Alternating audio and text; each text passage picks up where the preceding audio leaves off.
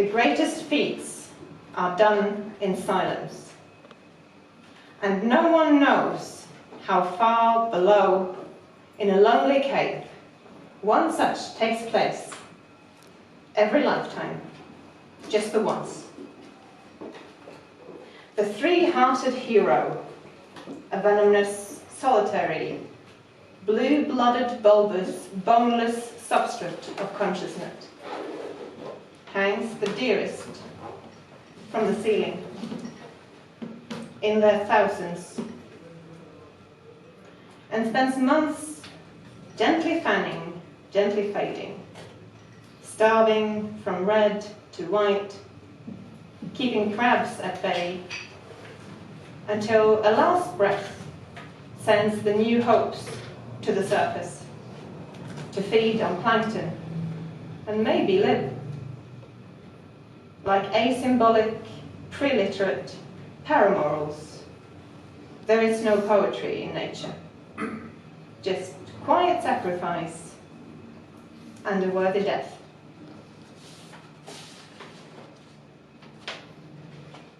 A little fiddler with one gigantic appendage to menace, communicate, and pin down a mate.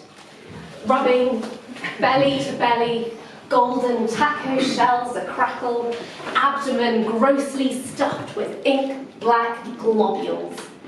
It's timed to the tide and diurnal circles, a sprinkle of tapioca pearls, released to float. Already each has a spine, tender and scrumptious. Survival rewards those who learn to burrow in mud or sand, moody drumming, dreaming.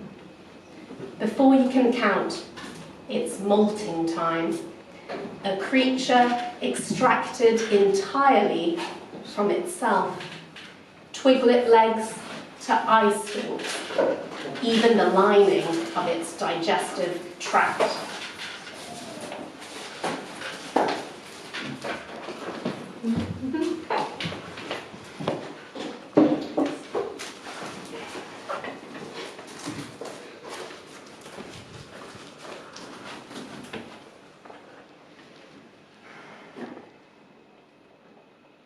If these be the days, let them be our days.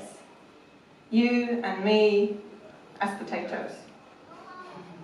These days, 10 days, my little fluff puff, my smelly eyes monkey, my sweet parasite.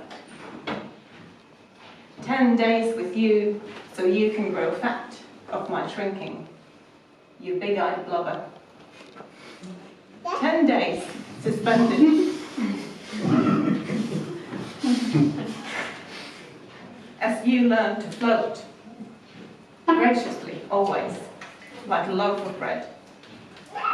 Just these days, at the water's edge, with all the others to make up the odds. These are the days you would keep if I could forget myself more, staying warm on the ice. 10 days are enough when you don't have options, all stupid and new, before the singular rest.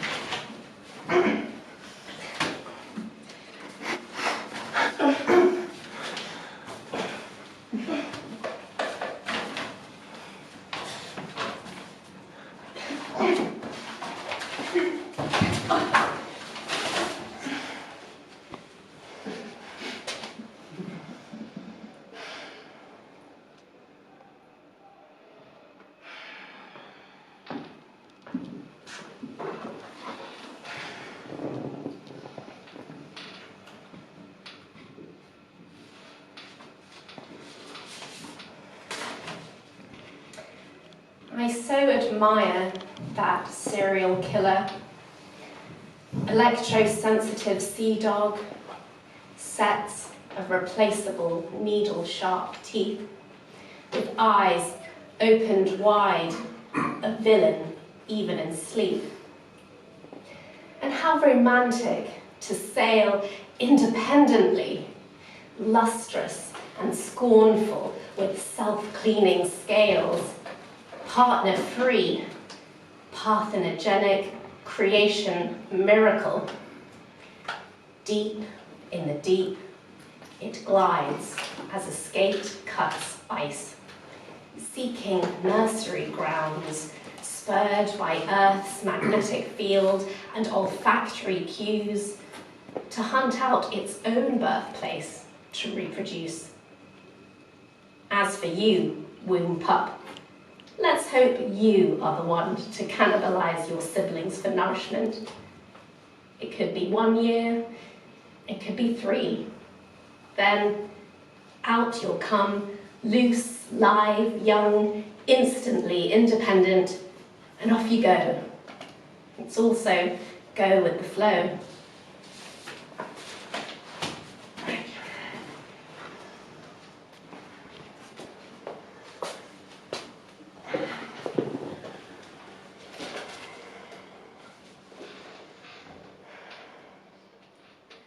A coin, like a story, has 2 sides. Let's say it's a choice, the way we are, leaving them in a nest that was never ours, to push out eggs and egglings blindly, loudly, and reach for our replacement in unfeathered gloom, crying out for the next craved cricket crunch. How pathetic, then, the survival of graceless ambition.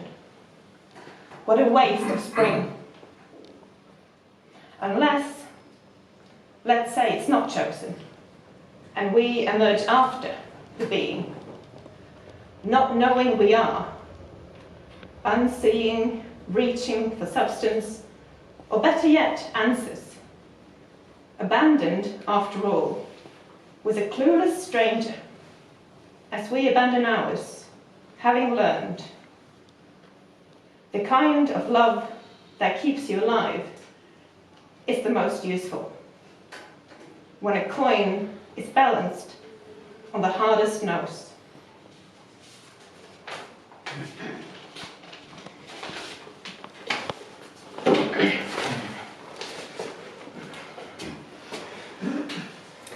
There is little love for the flaccid grub that resembles a crawling intestine.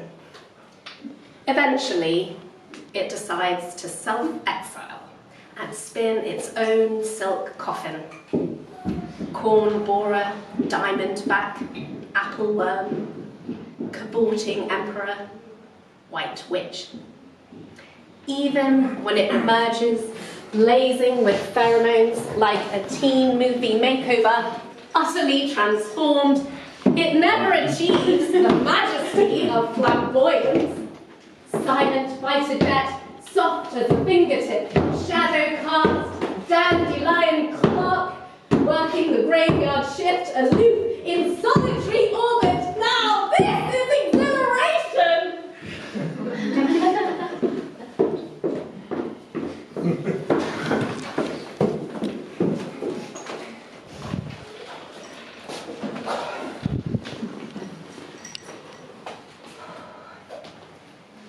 Until it's time, through old age, predation, or limited mouth parts, to fold quietly inwards, scrunched up like waste paper, and with weak dignity, bow out.